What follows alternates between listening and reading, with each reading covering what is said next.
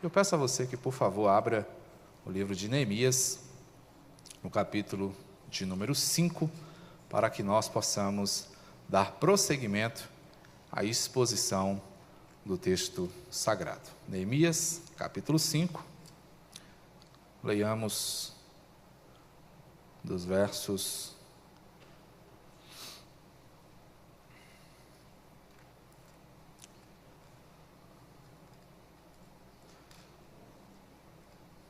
7 a 12.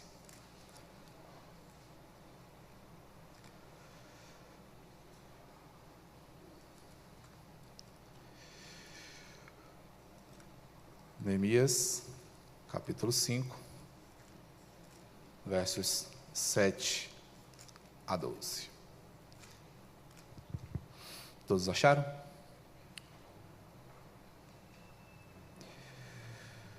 Nós estivemos, na última vez em que pensávamos o livro de Neemias, trabalhando alguns desafios reais da liderança.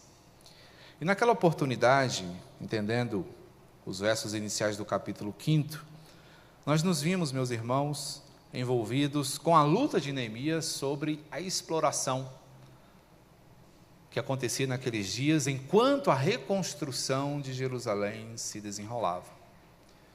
Como é comum em toda crise, surgem os aproveitadores. E aquilo causa grande tristeza e dificuldade ao coração de Neemias, que age de forma enérgica e necessária diante desta situação. O texto que trago para vocês é uma continuidade dessa saga, como veremos a seguir. Neemias capítulo 5, do verso 7 a 11, nos diz: depois de ter considerado comigo mesmo, repreendi os nobres e magistrados, e lhes disse: sois usurários, cada um para com seu irmão, e convoquei contra eles um grande ajuntamento. Disse-lhes: nós resgatamos os judeus, nossos irmãos, que foram vendidos às gentes, segundo nossas posses, e vós, outra vez negociaríeis vossos irmãos para que sejam vendidos a nós? Então se calaram e não acharam o que responder. Disse mais: não é bom o que fazeis. Porventura não devíeis andar no temor do nosso Deus, por causa do opróbrio dos gentios, os nossos inimigos? Também eu, meus irmãos e os moços, lhe demos dinheiro emprestado e trigo. Demos de mão a esse empréstimo. Restituí-lhes hoje, vos peço, as suas terras, as suas vinhas, os seus olivais e as suas casas, como também o 100º do dinheiro, do trigo, do vinho e do azeite que exigistes deles. Então responderam: restituir-lhes-emos e nada lhes pediremos. Faremos assim como dizes. Então chamei os sacerdotes e os fiz jurar que fariam segundo prometeram. Meus irmãos, a situação aqui ela é bastante preocupante, porque essa situação envolve desmandos que não coadunam, não combinam com a perspectiva de um servo de Deus. Vimos naqueles dias, meus irmãos, em que estávamos pensando o início aqui do capítulo 5, que o momento era um momento de exploração.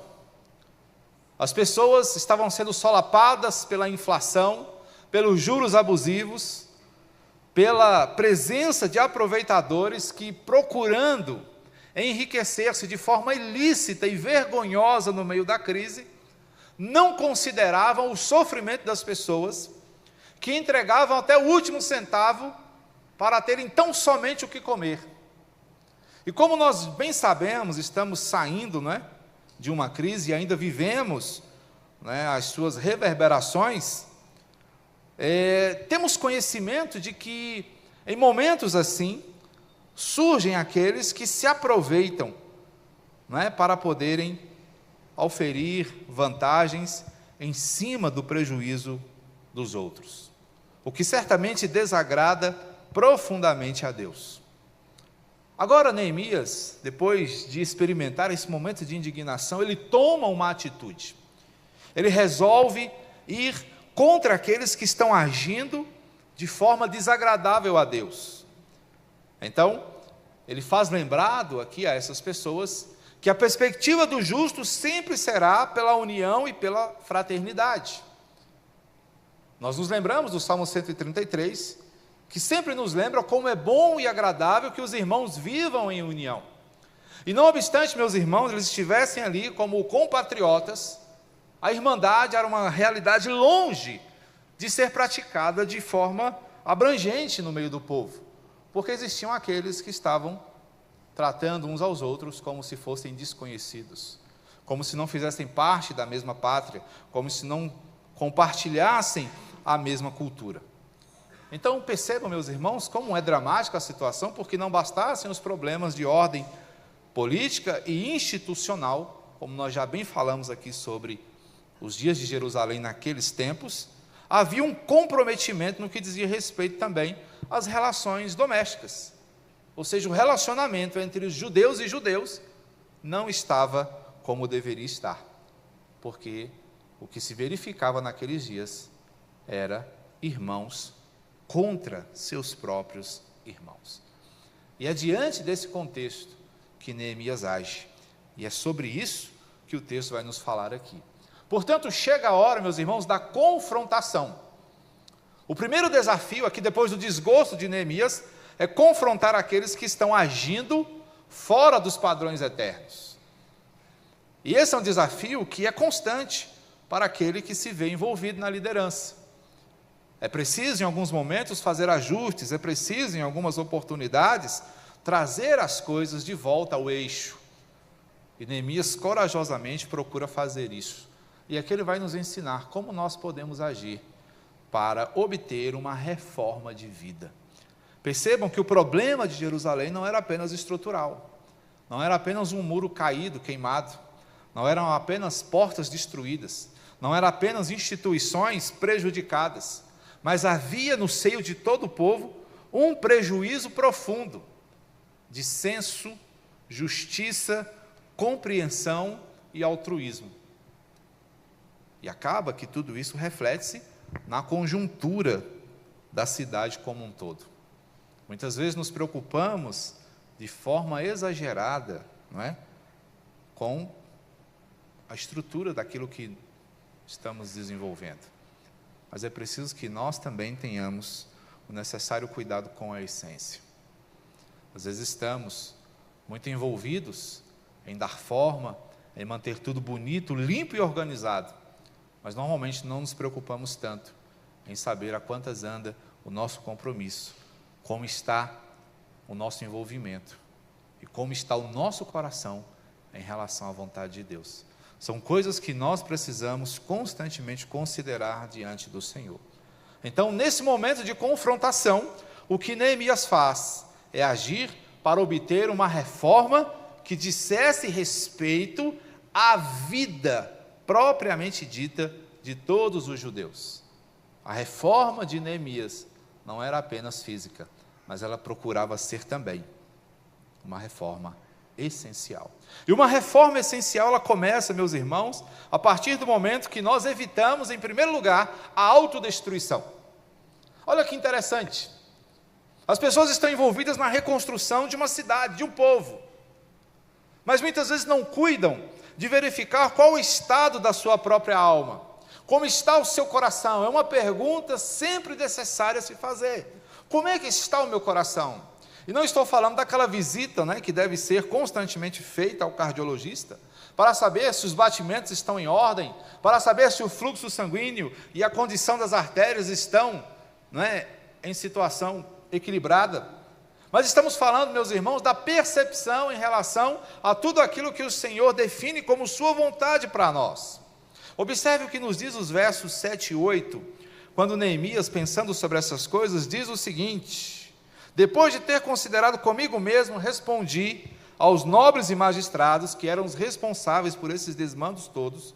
Eram pessoas que tinham posses, e a despeito de terem posses, não estavam envolvidos em ajudar os que não tinham tanto, mas estavam aproveitando para enriquecer-se ainda mais. Então é contra eles que Neemias se posiciona.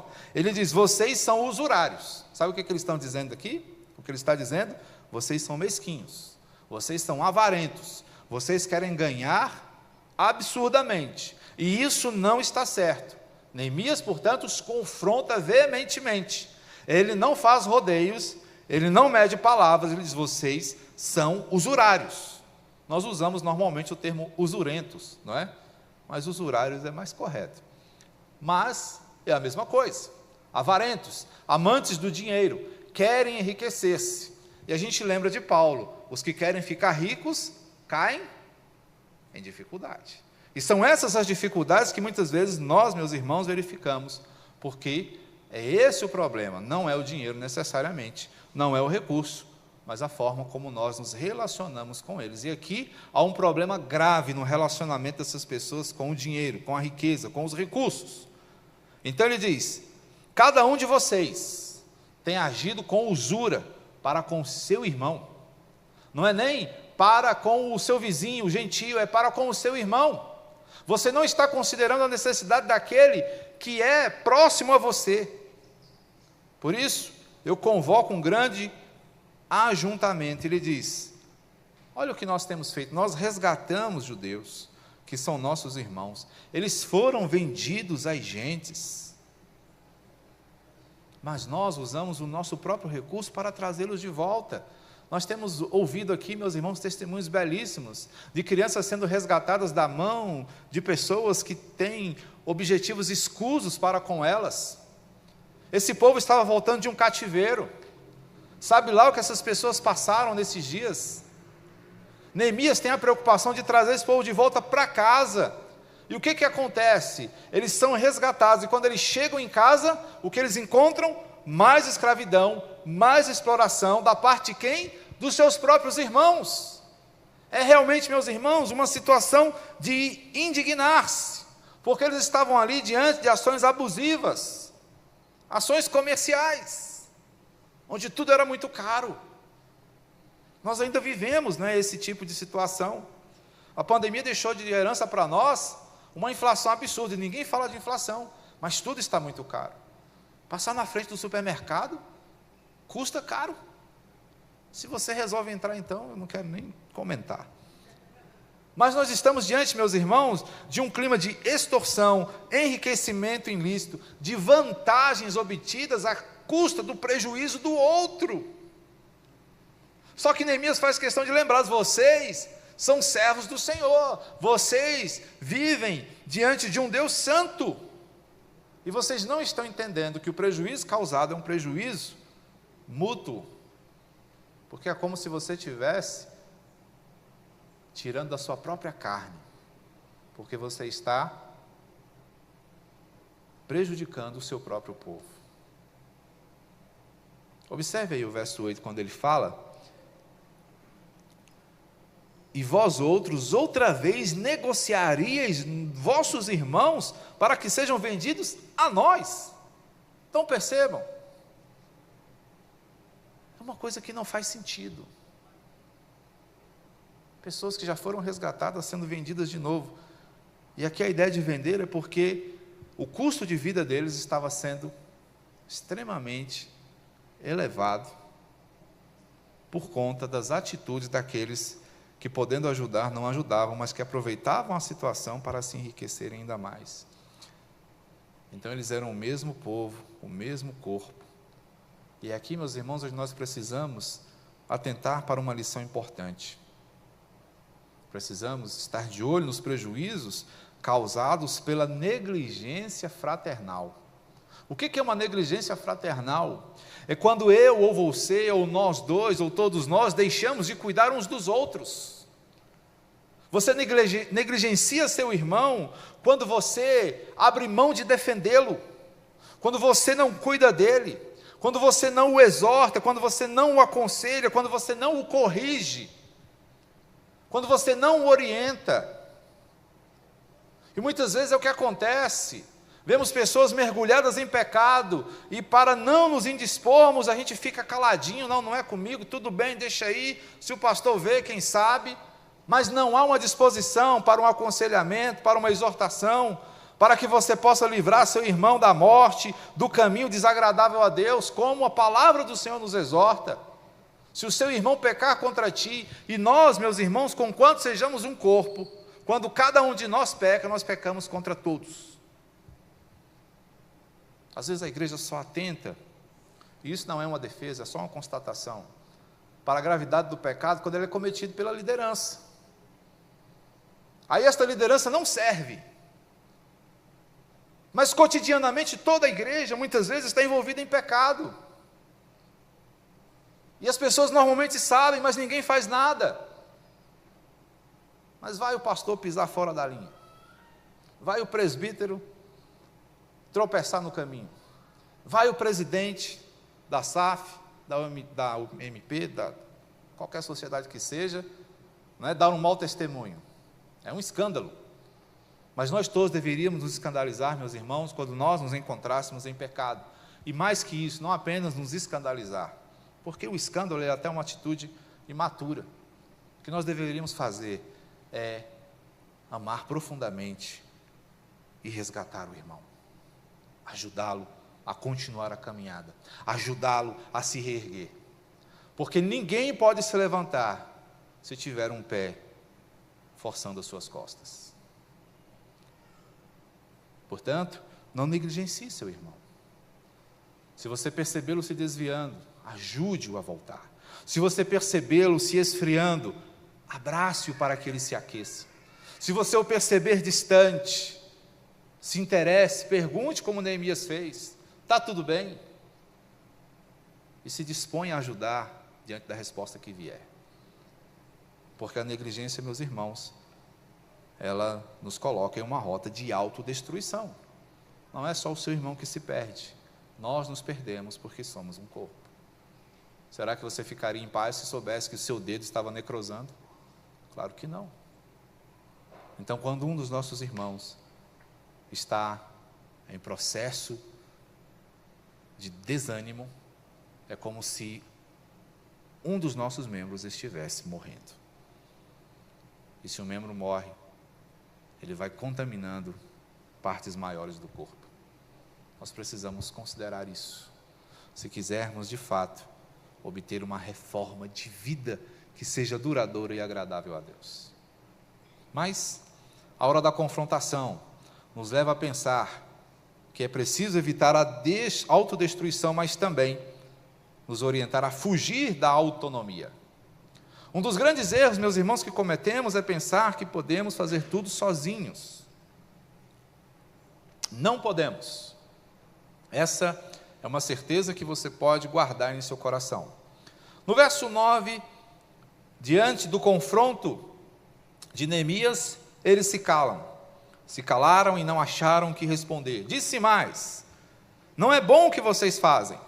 Porventura não devíeis andar no temor do Senhor nosso Deus por causa do opróbrio dos gentios, nossos inimigos? Neemias nos leva a pensar, meus irmãos, algo profundo. O que vocês estão fazendo não ajuda, porque nós estamos tentando tirar Jerusalém da vergonha em que ela se meteu por conta dessa situação toda. Agora, o que eu quero saber de vocês, pergunta Neemias, é como essa atitude de vocês ajuda nesse processo? Não ajuda. A vergonha só aumenta.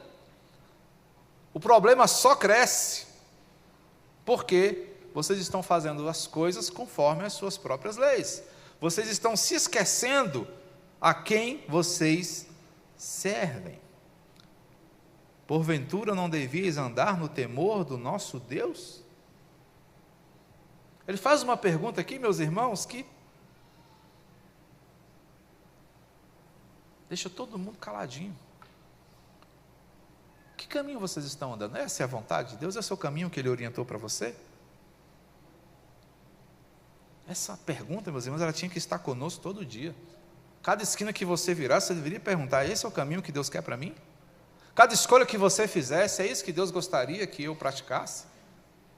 Cada atitude, cada palavra que viesse à sua mente, e você fosse verbalizar, você deveria pensar: é essa palavra que o Senhor quer que eu profira, que saia da minha boca?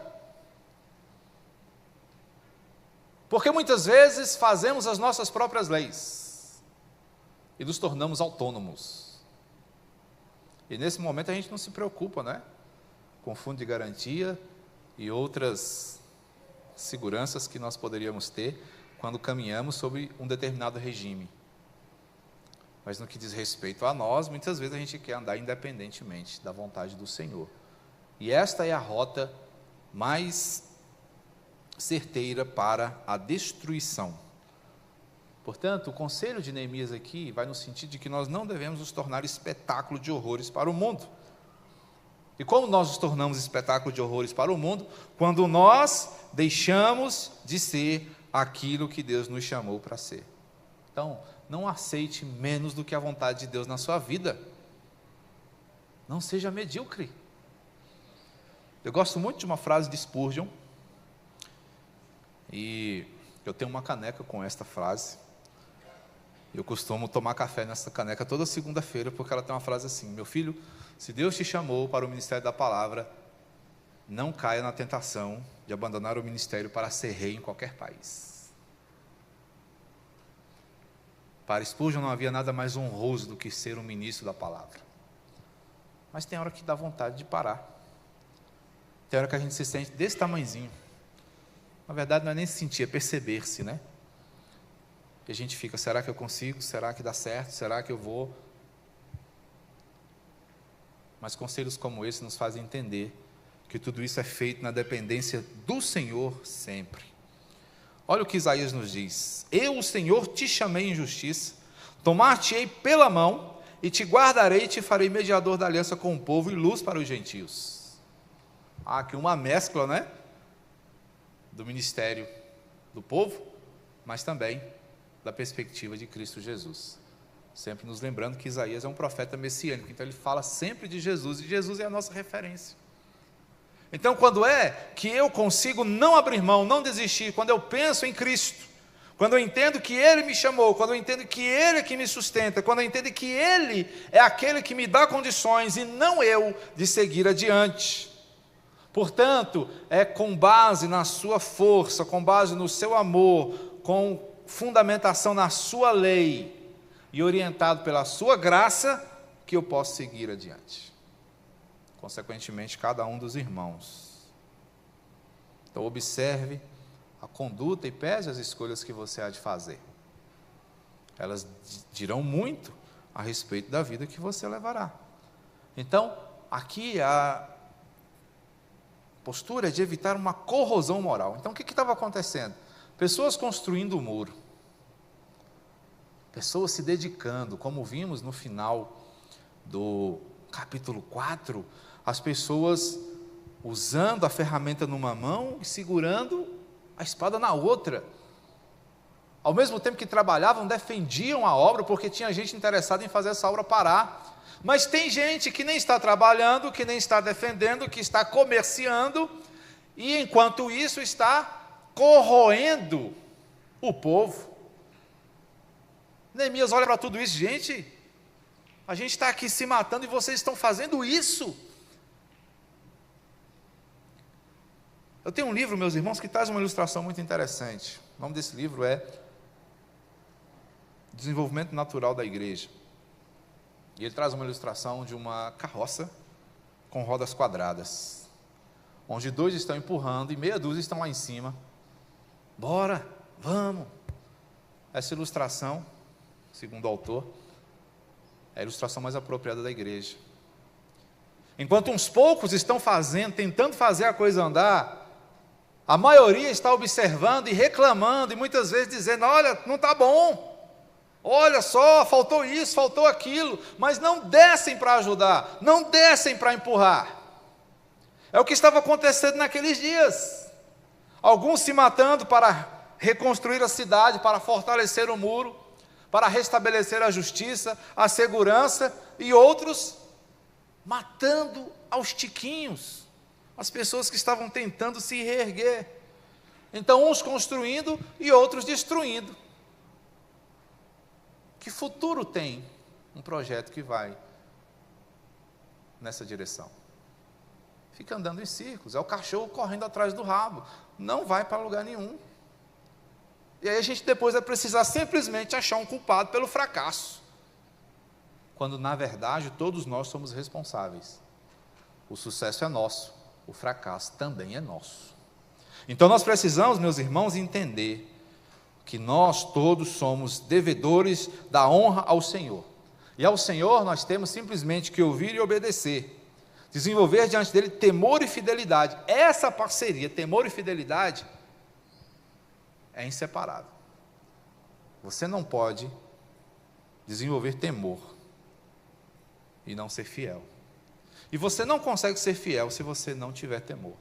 E o temor aqui não é, obviamente, o pavor de Deus, mas é o reconhecimento da sua grandeza e, ao mesmo tempo, da sua necessidade. Então, aqui é andar pela fé. É caminhar, meus irmãos, segundo a orientação do próprio Deus, é priorizar a coisa certa. Andar pela fé é conhecer, mas saber o que fazer com aquele conhecimento. Nós falávamos hoje de graça. Por que é importante para mim entender como foi que Deus me salvou? Para que eu ame mais, para que eu me dedique mais, para que eu lute mais contra o meu pecado. Eu preciso saber o que Jesus fez, o que a eternidade faz. Mas enquanto eu acho que a vida diz respeito somente a mim, onde eu priorizo o meu descanso, as minhas alegrias, as minhas realizações, e não me importo com o que acontece na igreja, com quem morre, com quem deixa de morrer, com o que está acontecendo ou não, isso nunca será verdade. Mas eu preciso entender que eu fui chamado, e cada um de vocês foi chamado para se envolver, para se dedicar, para abraçar, e não chegar no final do ano e aplaudir o relatório. E aliás, tem alguns que nem querem ouvir o relatório. A gente tem que vir, tem que participar, porque é a sua vida. Tudo que é feito aqui diz respeito à sua vida, diz respeito ao que nós seremos no futuro, ao que os nossos filhos serão no futuro. Nós não estamos aqui, meus irmãos, matando tempo. Se é uma coisa que Deus detesta, é matadores de tempo. Tempo é uma coisa rara para nós, preciosa. Todo o tempo que passa, passou. Nunca mais nós viveremos as 20, 43 e 32 segundos desse dia. Só foi agora. Já é passado. Então não mate o tempo, aproveite o tempo. Use bem o seu tempo. Sirva ao Senhor enquanto é tempo, porque é um privilégio para você. Desenvolva confiança inabalável. Provérbios 19, 23 diz que o temor do Senhor conduz à vida. Aquele que o tem, ou seja, o temor do Senhor, ficará satisfeito e mal nenhum o visitará.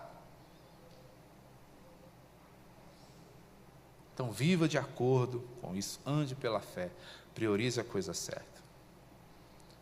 Então, a hora da confrontação nos mostra a ação necessária para obter uma reforma de vida. E é preciso evitar a autodestruição, fugir da autonomia e praticar a autonegação. Versos 10 a 12. Também eu, meus irmãos e meus moços, lhes demos dinheiro emprestado e trigo. Demos de mão a esse empréstimo, restitui-lhes hoje, vos peço, as suas terras, as suas vinhas, os seus olivais e as suas casas, como também o 100º do dinheiro. Isso aqui é juro, é 1%, mas é juro. E qual era a orientação do Senhor? Empreste para o seu irmão sem juro. Deus não quer agiotas na sua igreja. Certo? Deus quer pessoas generosas. Então responderam, restituir-lhes-emos e nada lhes pediremos, faremos assim como dizes. Aí eles, tá bom, mas eu vou chamar os sacerdotes aqui para vocês jurarem diante deles, para vocês cumprirem suas promessas, é praticar autonegação. Qual é o exemplo de Neemias aqui? Ele diz, gente, nós tiramos do nosso próprio bolso para resgatar essas pessoas, e vocês estão aí penhorando os terrenos, as posses. Parem com isso. Devolvam as coisas das pessoas, devolvam o que é deles. Envolva-se na luta contra si mesmo. Isso é renúncia, é cortar na carne. Para quem gosta de dinheiro, devolver. A gente lembra de quem aqui? Zaqueu, né? Usurário. Qual foi a prova da sua conversão? Devolver 4 vezes mais. Eles fizeram como Zaqueu? Não, só devolveram o que pegaram. Zaqueu falou, para não ter erro, eu vou devolver logo 200, 400%, porque eu nem sei o tanto que eu roubei. Olha aqui, honestidade, né? Mas só quem faz isso é Jesus, né? Então, o que se ganha com isso? A gente não ganha nada, aparentemente, mas olha só, Êxodo 22, verso 25, diz: se emprestares dinheiro ao meu povo, ao povo que está contigo, não te haverás com ele como credor que impõe juros. É para ajudar, gente, não é para dificultar, não. Não é para fazer trabalho de banco, não, que faz uma propaganda bonita, te oferecendo dinheiro e vai lá e te enrola a vida, né? Não é isso que o Senhor deseja que nós façamos. O Senhor quer que nós trabalhemos com coerência no discurso e na prática, equilíbrio na vida e na fé, e propósito no serviço, porque somos capacitados por Deus para abençoar pessoas. Neemias vai dizer isso nos versos 14 a 19, aqui do capítulo 5. Então ele mesmo dá o exemplo. Nós fomos abençoados, meus irmãos, é para abençoar. Então é abrir mão do juro. Ah, pastor, mas eu não estou emprestando dinheiro a juro. Mas então, dedique seu tempo, dedique sua atenção, dedique seu ouvido. Sente para conversar com as pessoas. Pergunte como elas estão. Dê um pulo nos hospitais. Saiba como estão seus irmãos. Verifique se eles estão bem. Pergunte sobre a tristeza que eles aparentam. Procure ser solução na vida das pessoas. Ah, mas eu já tenho meus problemas. Não se preocupe. Se todos nós entendermos isso, haverá quem se interessará por você também, como casamento. O objetivo do casamento não é eu me preocupar com a minha felicidade. Essa é uma tarefa da Kate. O meu munus é me preocupar com a felicidade dela. Ela que deu o seu jeito de me fazer feliz. Porque eu estou envolvido em fazer a felicidade dela. Não é cada um por si, é um pelo outro. E eu confio que ela está cuidando da minha felicidade, porque eu percebo isso. E assim ela também confia que eu estou trabalhando pela dela. A igreja, meus irmãos, vai na mesma linha. A igreja caminha no mesmo sentido. Esse é o exemplo de Cristo Jesus. Ele se entrega para que a sua igreja seja feliz, para que a sua igreja esteja sempre bonita, noiva adornada ao Cordeiro. Jesus não quer uma igreja feia, Jesus não quer uma igreja machucada, solapada pelo pecado. Ele quer uma igreja linda, perfeita, santa, sem mácula, sem qualquer defeito. E atitudes como estas, meus irmãos, enfeiam o povo de Deus, enfeiam a igreja.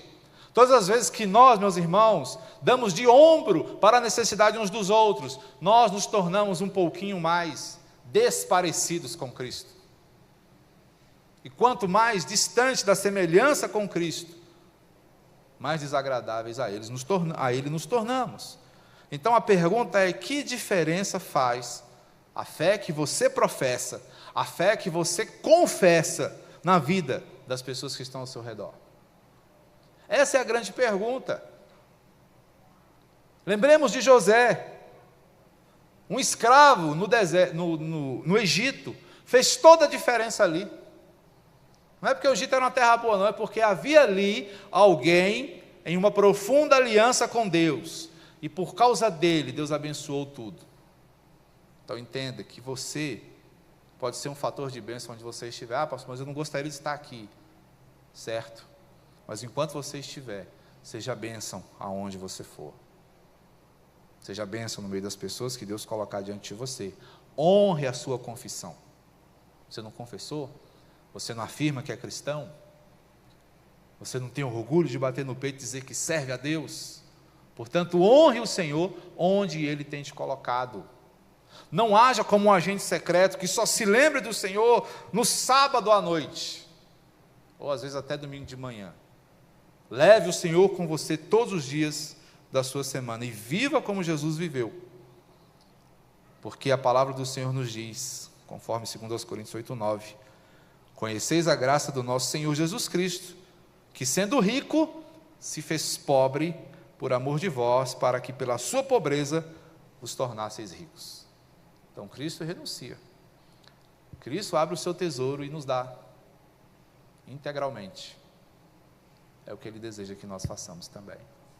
Portanto, como líderes, meus irmãos, nós temos o desafio de cuidarmos uns dos outros, para evitar a autodestruição, para fugirmos da autonomia e sermos conduzidos pelo Senhor, e assim praticarmos a autonegação, renunciando a nós mesmos, para que vivamos perfeitamente a vida de Cristo Jesus. Que Deus abençoe você, que você seja exponencial em todas essas coisas. Amém? Vamos orar? Pai Santo e amado, muito obrigado. Louvamos, ó Deus, o Teu nome, o qual é poderoso. Nome, ó Deus, que nos capacita e que nos possibilita viver para Te agradar. Sendo assim, meu Deus, seja com cada um dos meus irmãos, que possamos, ó Deus, corajosamente enfrentar os desafios que, por amor ao Senhor, havemos de receber ao longo da nossa vida. Que seja a Tua mão conosco, ó Deus, a nos capacitar e conduzir em todo esse processo. É no nome e no amor de Jesus que confiamos em tudo isso e Te pedimos a graça de sermos bem-sucedidos nestes empreendimentos.